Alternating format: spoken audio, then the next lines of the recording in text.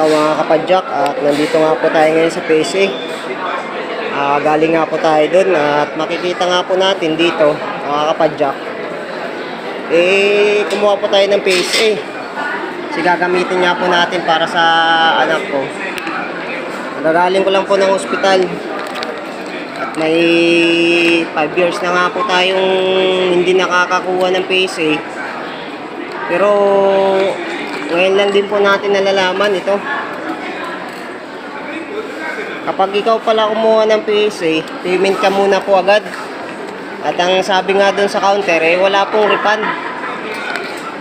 Napakagaling po nang gumawa ng mga ganito pong mga attitude.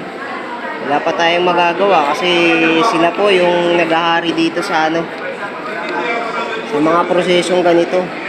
Pera-pera nga po ang labanan dito Pagdating po sa doktor, nakapagbayad na nga po tayo doon sa ospital. Nakapagbayad na nga po tayo doon sa ospital.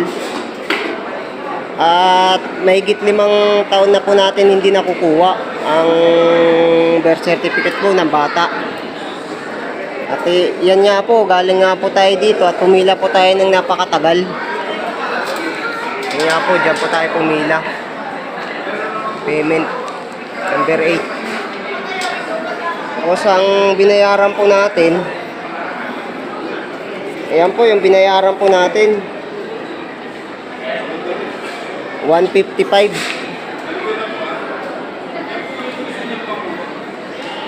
Ganyan po katalino yung mga government na walang alam, kundi tayo mga mahihirap, pahirapan po tayo.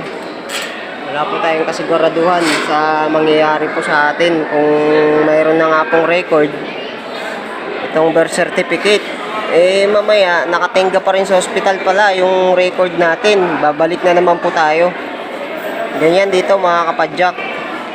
Pag wala kang kasiguraduhan, no refundable po. Pero napakalaki po ng nila 155. No refundable po yan. Hindi po nila yan ibabalik. Tapos for requirements na naman po ang mangyayari.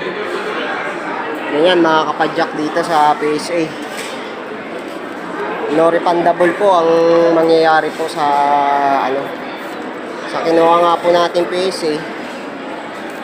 At ganyan po katatalino itong mga nasa matataas na to.